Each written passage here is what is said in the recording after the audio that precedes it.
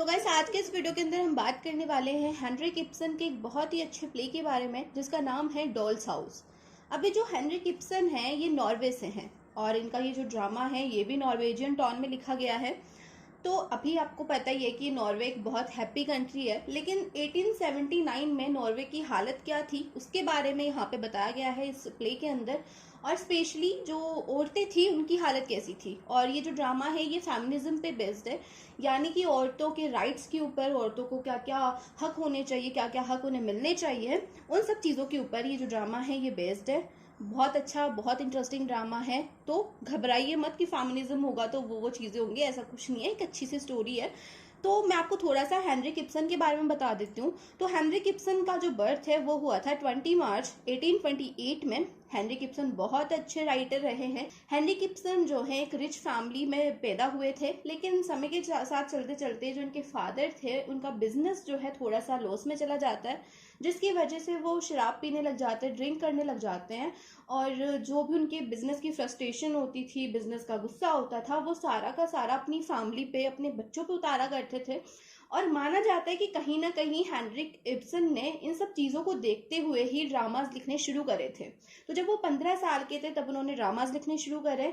तो वैसे तो जो है उन्हें बहुत सारी तकलीफें आई, बहुत सारे फेलियर उन्होंने देखे अपनी इस करियर में, लेकिन बाद में चल कर के लोगों ने उनको पसंद किया, उनके ड्रामाज को पसंद किया और वो एक बहुत अच्छे प्ले राइटर बने। और उनको जो है शेक्सपियर के साथ भी कंपेयर किया जाता है, क्योंकि वो जो है पूरी दुनिया में पढ़े जाते हैं। उनके जो प्ले हैं वो पूरी दुनिया के लोग पढ़ते हैं और उनको बहुत अच्छे लगते हैं। तो चलिए बिना बातें किए शुरू करते हैं हमारे आज के इस प्ले को। तो इस प्ले की शुरुआत होती है नोरा से। नोरा जो कि अभी शॉपिंग करके आई थी, उसके हाथ में बहुत सारे बैग्स थे। अभी 24 दिसंबर का दिन था, वो क्रिसमस डे के लिए शॉपिंग कर रही थी। तो उसने बहुत सारी चीज़ें खरीदी थी अपने बच्चों के लिए, अपने पति के लिए, मतलब अपने पति टॉरवॉल्ट के लिए। तो उसने बहुत सारी चीज़ें खरीदी थी। तो वो जो है अपने घर में एंटर करती है और जो उसके पीछे आदमी चल रहा था उससे वो बोलती है कि ट्री यहाँ पे रख दो। तो क्रिसमस ट्री भी वो वहाँ पे लेकर के आई थी, तो वो बोलती कि ट्री को उस जगह पे रख दो। और वो बहुत खुश थी, भाई शॉपिंग करके आई है तो खुश तो होगी। तो वो सोचती है कि यार आज तो मैं बहुत सारी शॉपिंग करके आऊँ अपने बच्चों के लिए, अपने पति के लिए, तो बहुत मज़ा आने वाला है, सबको सरप्राइज दूंगी। तो होता क्या है, जो उसका पति है वो स्टेज से नीचे उतरता है, सीढ़ियों से नीचे उतरता हुआ आता है और जैसे ही उसको जो है नोरा के हाथ में वो शॉपिंग बैग्स दिखते हैं वो गुस्सा हो जाता है। वो नोरा से बोलता है कि भाई नोरा, मैंने तुझे कितनी बार बोला है कि शॉपिंग मत किया कर, पैसे फिजूल में खर्च मत किया कर, पर आप सुनते ही नहीं हो। नहीं, आपने मेरी सुननी ही नहीं है, मैं पागल हूँ ना जो बोलता हूँ। तो नोरा बोलती कि अरे आप इतना गुस्सा क्यों कर रहे हैं, मैंने शॉपिंग ही तो करी है, वैसे भी कल 25 दिसंबर है, क्रिसमस का दिन है, शॉपिंग तो बनती है, बच्चों को जो है शॉपिंग तो करवानी है, जरूरी है ना। अगर मैं उनको गिफ्ट नहीं दूंगी तो उनको कैसा लगेगा। तो जो टॉरवेल्ड है वो बोलता है कि तुम्हें पता है ना मेरी अभी जो है अभी प्रमोशन हुआ है। तो यहाँ पर जो टॉरवेल्ड है उसके बारे में वैसे बताने लायक तो कुछ भी नहीं है, मैं थोड़ा सा आपको बता देती हूँ फिर भी। जो टॉरवेल्ड है वो जो है एक बैंक में काम करता है और बैंक में अभी अभी उसका प्रमोशन हुआ है, मतलब उसकी थोड़ी सी तरक्की हुई है। लेकिन वो जो है नोरा से बिल्कुल भी प्यार नहीं करता, या फिर यूं कहूँ कि वो नोरा को सिर्फ झेल रहा है क्योंकि उसे उससे जो है घर का काम करवाना होता है, अपने बच्चों को संभालना है, इसलिए जो है वो उसे झेल रहा है। नहीं तो वो उससे बिल्कुल भी, उसे कोई लगाव नहीं है नोरा से। तो यहाँ पर होता क्या है, नोरा से कहती है कि अरे यार बच्चों के लिए शॉपिंग करनी तो ज़रूरी है, बच्चों को गिफ्ट देने तो ज़रूरी है। तो टॉरवेल्ड बोलते हैं कि तुम्हें पता है ना हमारी फाइनेंशियल कंडीशन कैसी है, भगवान ने मेरे से तुम्हें क्यों बांध दिया, भगवान ने तुम्हें यहाँ तो भेजा लेकिन तुम्हारे भेजे के अंदर कुछ नहीं भेजा। तो नोरा थोड़े से अपसेट होती है, लेकिन वो कुछ बोलती नहीं है। तो टॉरवेल्ड है वो कहता है कि तुम्हारे जो बाप है उसके घर पे ये सब होता होगा, इतनी सारी वो शॉपिंग करते होंगे, ऐसे पैसा फूकते होंगे, लेकिन मेरे घर पे ये सब नहीं चलेगा। तो मैं जो है, मैंने कितनी बार कहा है कि शॉपिंग नहीं करनी, मतलब नहीं करनी, पैसा फजूल में जो है वेस्ट नहीं करना, क्योंकि हमारी फाइनेंशियल कंडीशन इतनी अच्छी नहीं है।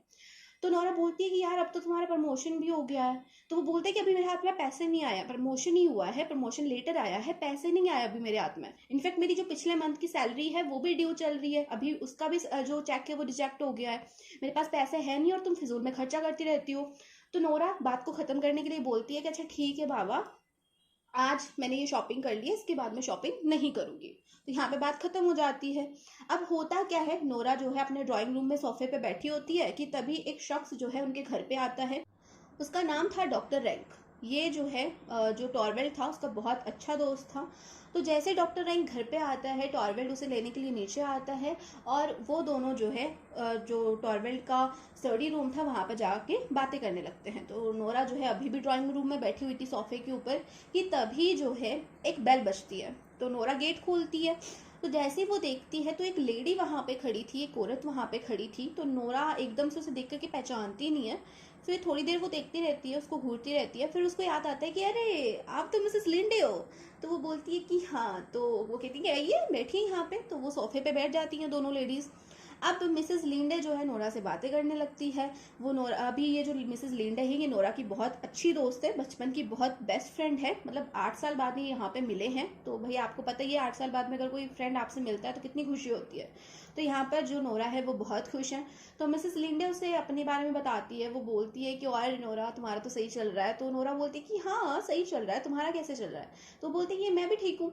तो नोरा से पूछती है कि तुम्हारे हस्बैंड कैसे हैं। तो मिसेस लिंडे बोलती हैं कि हस्बैंड की तो डेथ हो गई है 3 साल पहले। तो नोरा कहती है कि हाँ सुन के मुझे दुख हुआ, सॉरी। तो मिसेस लिंडे बोलती हैं कि इट्स ओके, कोई बात नहीं। अभी जो है मैं इतने सालों से अपने फैमिली की, अपने भाई की, अपनी मम्मी की केयर कर रही थी और एकदम से जो है सब कुछ हो गया है। फाइनेंशियल कंडीशन भी इतनी अच्छी नहीं है और मैं तुमसे यहाँ पे मिलने इसलिए आई हूँ क्योंकि मुझे एक जॉब चाहिए। तो अगर तुम्हारे आसपास कोई जॉब है, तुम्हें लगता है कि वो मेरे लिए सूटेबल है, तो तुम मेरी बात करना। तो नोरा कहती है कि हाँ बिल्कुल मैं बात करूंगी। तो मिसेस लिंडे बोलती है कि मैंने पूरी ज़िंदगी जो है अपनी फैमिली को दे दी, उनको केयर करने में दे दी, लेकिन अब वो बड़े हो गए हैं, वो अपने आप से कमाने लग गए हैं। तो मैंने सोचा है कि अब मैं अपनी ज़िंदगी खुल के जीऊँगी। तो नोरा कहती है कि हाँ बिल्कुल बहुत अच्छा सोचा है तुमने। तो मिसेस लिंडे बोलती है कि तुम्हारा तो सही है नोरा, तुम्हारे तो हस्बैंड है कमाने वाले, तुम्हें प्रोटेक्ट करने वाले, तुम्हें तो कोई दिक्कत नहीं है। मेरी लाइफ में तो बहुत दिक्कतें हैं। मतलब जब हस्बैंड चला जाता है तो आपको प्रोटेक्ट करने वाला कोई नहीं बचता, तो कितनी सारी दिक्कतें आती हैं घर में। तो नोरा बोलती है कि ऐसा कुछ नहीं है, हमारी भी लाइफ में बहुत दिक्कतें थी। तो मिसेस लिंडे बोलती है कि लेकिन मुझसे ज़्यादा थोड़ी ना रही होंगी, वैसे भी तुम्हारे हस्बैंड है तो सही तुम्हारे पास, तुम्हारे बच्चे हैं, मेरा तो कोई है ही नहीं। तो नोरा बोलती कि भाई ऐसा तो कुछ नहीं है, मेरी भी जो कंडीशन थी वो इतनी अच्छी नहीं थी। जब मेरी शादी टॉरवेल्ट के साथ हुई थी तो उस टाइम पे टॉरवेल्ट बहुत ज़्यादा मेहनत करने लग गया था। वो दिन रात अपना काम करता रहता था, सोने खाने पीने की कोई सुध बुध उसे नहीं रही थी। तो जिसकी वजह से ना उसकी हेल्थ खराब हो गई थी। तो हम उसे डॉक्टर के पास लेके गए तो डॉक्टर ने बोला कि ये यहाँ पे ठीक नहीं होगा। उन्होंने थोड़ा सा ट्रीटमेंट करा उसका और बोला कि आप ऐसा करो कि इनको जो है साउथ की तरफ ले जाओ, वहां पर अगर ये रहते हैं तो ये ठीक हो जाएंगे। तो उस टाइम पे हमारे पास इतने पैसे नहीं थे कि हम जो है इटली चले जाएं। तो फिर मैंने क्या करा, अपने जो फादर है उनसे मैंने पैसे बोरो किए और फिर मैं टॉरवेल्ट को लेकर के इटली गई और वहां पर टॉरवेल्ट जो है ठीक हुए। और अब जाकर के हमारी जो कंडीशन है, हमारी जो फाइनेंशियल कंडीशन है वो थोड़ी ठीक हुई है। अभी भी हमारे 3 बच्चे हैं तो इतनी अच्छी तो कंडीशन नहीं है, लेकिन फिर भी पहले से ठीक है। तो जो मिसेस लिंडे हैं वो बोलती हैं कि हाँ फिर भी तुम्हारी जो कंडीशन है अब तो सही है ना, तुम्हारे साथ टॉरवेल्ड है। तो वो बोलती है, मिसेस नोरा बोलती है कि नहीं ऐसा कुछ नहीं है। वो थोड़ी सी एक्साइट हो जाती है इस टाइम पे जब वो सुनती है ये सब। वो बोलती है कि मैंने तुम्हें बोला ना कि मैंने जो पैसे थे वो अपने फादर से बोरो किए थे। तो ऐसा नहीं है, मैंने वो जो पैसे हैं वो अपने फादर से बोरो नहीं किए थे। इनफैक्ट मेरे फादर तो जो है ना, जब मैंने पैसे निकाले थे बैंक से उससे एक दिन पहले ही उनकी डेथ हो गई थी। मैंने क्या करा था, मेरे फादर के नकली सिग्नेचर मैंने करे थे और उनके नाम से मैंने जो है बैंक से पैसे लिए थे, लोन लिया था मैंने। और अभी तो मैंने उसकी इंस्टॉलमेंट जो है पूरी भी कर दी, अभी तो मैंने उन पैसों की इंस्टॉलमेंट भर भी दी है। लेकिन मैंने इन सब चीज़ों के बारे में कभी भी टॉरवेल को नहीं बताया। मैंने न जाने कहाँ से वो पैसे अरेंज किए, लोगों के घरों में काम किया, बहुत सारे काम किए और वो पैसे मैंने वहां पर भरे हैं। तो मुझे पता है कि मैंने क्या कुछ नहीं करा है। टॉरवेल की जान बचाने के लिए बहुत मेहनत करी है मैंने, बहुत स्ट्रगल करा है। लेकिन मैंने टॉरवेल को इन सब चीज़ों के बारे में इसलिए नहीं बताया क्योंकि मुझे लगता है कि अगर टॉरवेल को पता चलेगा तो वो थोड़ा सा अपसेट होगा, क्योंकि उसे लगेगा कि मैंने उसके लिए कितना कुछ किया है। वो थोड़ा सा जो है सिंपथाइज हो जाएगा। इसलिए मैंने टॉरवेल को कभी बताया नहीं। तो जो हमारी मिसेस लिंडे है वो बोलती है कि सीरियसली इसलिए नहीं बताया तुमने टॉरवेल को। तो नोरा थोड़ी सी हेजिटेट होती है। वो बोलती है कि हाँ मतलब इसलिए भी नहीं बताया क्योंकि मुझे लगता है कि हमारी जो सोसाइटी है ना ये पुरुष प्रधान है। इस सोसाइटी के लोग कभी नहीं चाहेंगे कि एक फीमेल जो है अपने पति की, अपने घर वालों की मदद करे, उनके लिए जॉब करे। और मुझे लगता है कि टॉरवेल जो है, जब मैं उसको बताऊंगी कि मैंने ये सब किया है, तो उसे अच्छा नहीं लगेगा, उसकी जो मर्दानगी है उसके ऊपर ठेस पहुंचेगी, क्योंकि जो हमारी जो सोसाइटी है ना, ये मेल डोमिनेटिंग है, हम मेल डोमिनेटिंग सोसाइटी में रह रहे हैं, और यहाँ पर कोई भी नहीं चाहता कि एक फीमेल जॉब करे। तो जो मिसेस लिंडे हैं वो बोलती हैं नोरा से कि तुम्हें नहीं लगता कि अगर टॉरवेल को पता चलेगा तो वो तुम पे गुस्सा करेगा? तो जो मिसेस नोरा है वो बताती हैं कि हाँ, करेगा तो सही, लेकिन मुझसे पता ही नहीं लगने दूंगी। जब तक मैं जिंदा रहूंगी तब तक मैं कभी भी टॉरवेल को ये सब पता नहीं लगने दूंगी, और वैसे भी ये सारी बातें तो तुम्हारे और मेरे बीच में है, किसी और को थोड़ी ना पता है। तो ये सब बातें वो कर ही रहे थे कि तभी वापस से बेल बजती है, एक शख्स वहां पर आता है, और उसका नाम था मिस्टर क्रॉक्सटेड। तो यहाँ पर जो मिस्टर क्रॉक्सटेड हैं वो घर के अंदर एंटर होते हैं, तो नोरा उनसे बोलती है कि अगर आप मेरे पति टॉरविल से मिलने आए हैं तो वो अभी अपने स्टडी रूम में हैं, आप वहां पे जा सकते हैं। तो क्रॉक्सटेड वहां पर चला जाता है। अब जैसे ही मिसेस लिंडे क्रॉक्सटेड को देखती है तो वो थोड़ी सी हैरान होती है।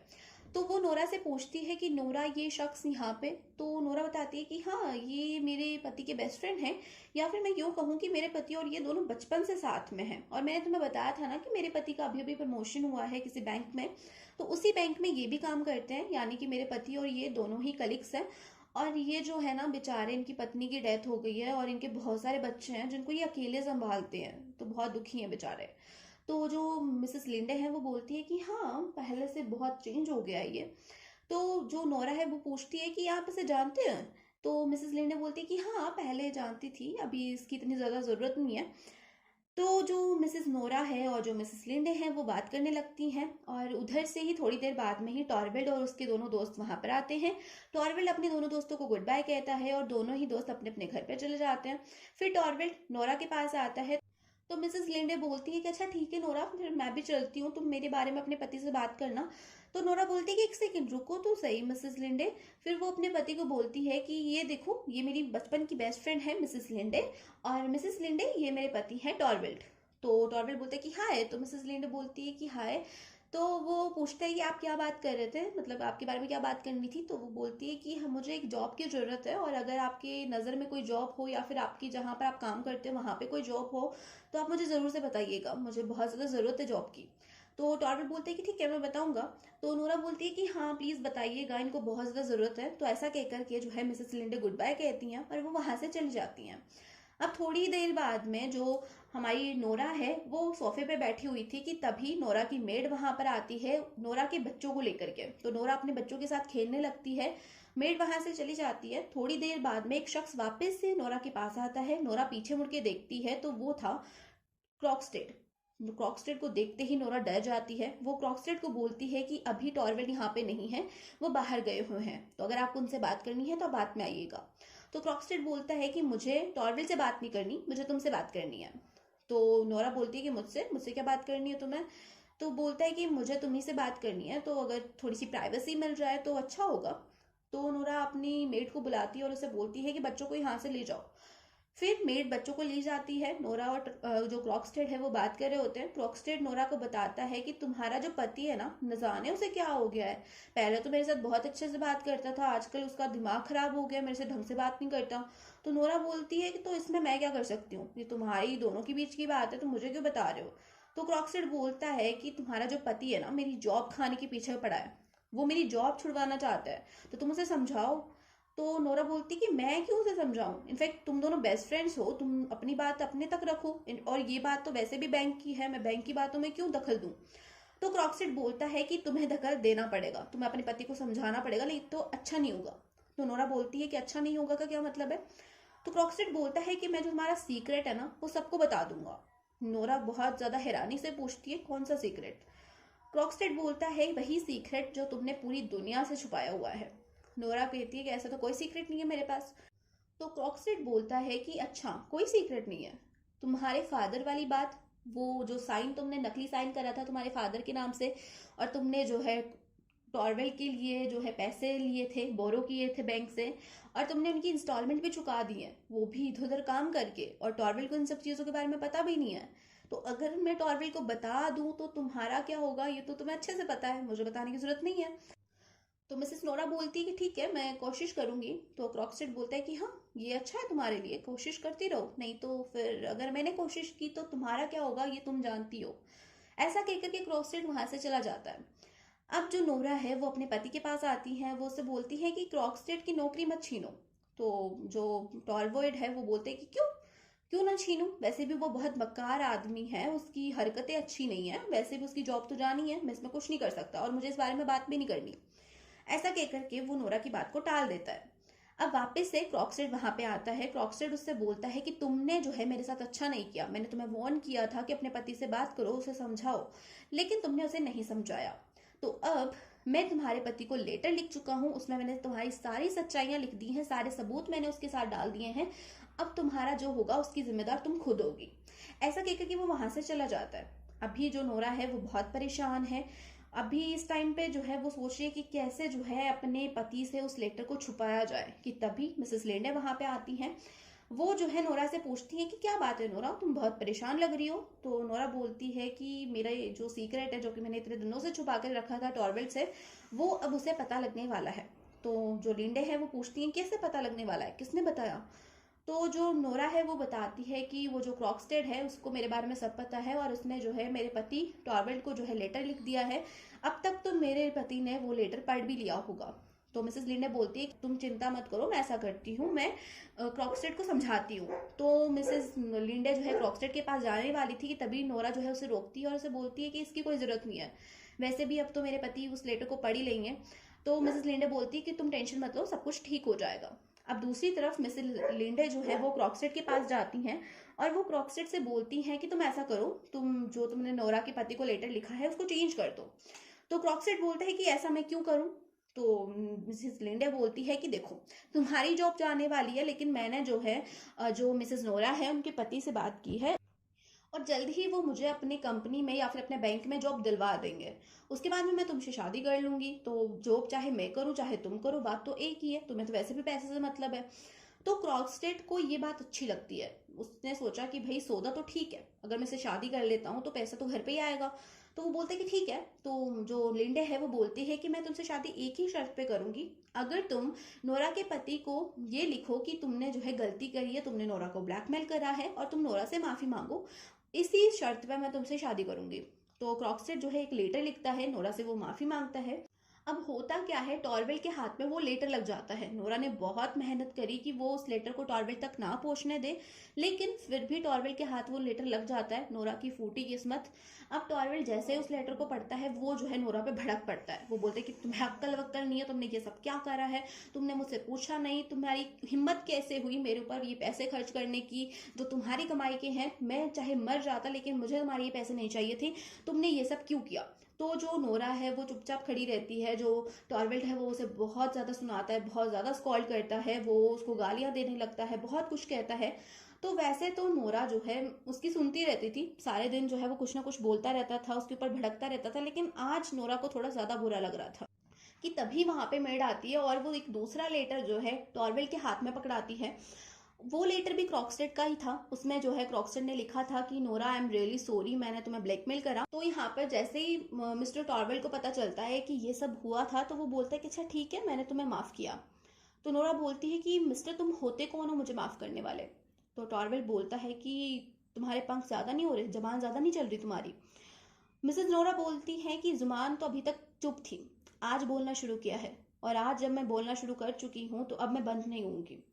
और रही बात तुम्हारे साथ रहने की, तो अब से मुझे तुम्हारे साथ नहीं रहना। मैं तुम्हारी कोई डॉल नहीं हूँ तुम्हारे घर की, कि जब मन किया जब मेरे पास आ गए, जब मन किया मेरे से दूर चले गए। आज से जो है मैं इस घर में नहीं रहूंगी, मैं इस घर को छोड़ करके जा रही हूँ। तो टॉरवेल बोलता है कि तुम कहाँ जाओगी। वो बोलती कहीं भी चली जाऊंगी। तो टॉरवेल बोलता है कि हमारे 3 बच्चे हैं। तो वो बोलती है कि हमारे नहीं, सिर्फ तुम्हारे। आज से बच्चों का ध्यान तुम रखोगे, मैं जा रही हूँ अपनी जिंदगी को जीने। अभी तक जो है मैं इस नर्क में रह रही थी, अब और नहीं। तो टॉरवेल बोलता है कि अच्छा ठीक है, ऐसा करो, अगर तुम्हें मेरे साथ नहीं रहना है तो तुम ऐसा करो, आज से जो है हम भाई बहन की तरह रह लेंगे।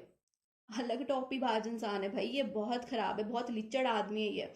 अभी अपनी पत्नी को बोल रहा है कि भाई बहन की तरह रह लेंगे, तुम इस घर में रह लो, क्योंकि ये सिर्फ इतना चाहता है कि जो इसकी पत्नी है वो चाहे जैसे मर्जी यहाँ पर रहे, चाहे जो मर्जी इनके बीच में रिलेशन रहे, बस वो यहाँ पर रहे, इसके घर का काम संभाले, इसके बच्चों को संभाले, इसकी केयर करे, बस। चाहे वो कुछ भी करे, चाहे उसका रिलेशन इसके साथ कैसा भी हो, बस ये इतना चाहता है कि इसकी नौकरानी की तरह यहाँ पर रहे।